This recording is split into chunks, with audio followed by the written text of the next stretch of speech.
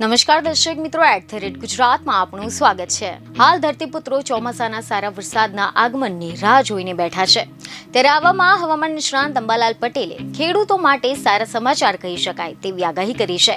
ખબરો એવી મળી રહી છે કે આગાહીકાર અંબાલાલ પટેલે આ વર્ષે સારા વરસાદની આગાહી કરી છે।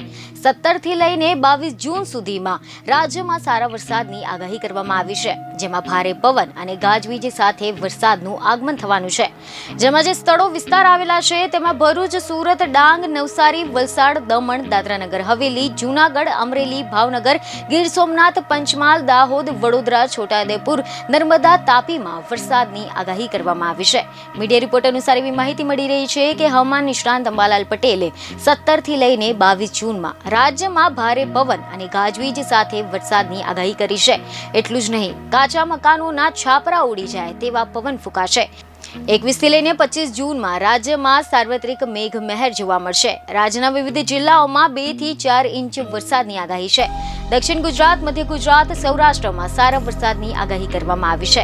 અરબી સમુદ્ર અને બંગાળની ખાડીમાં લો પ્રેશર બનશે।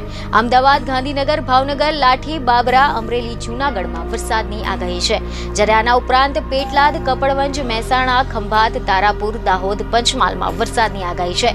આની સાથે જ સુરત, વલસાડ, નવસારી, તાપી, ડાંગમાં પણ વરસાદની આગાહી કરવામાં આવી છે।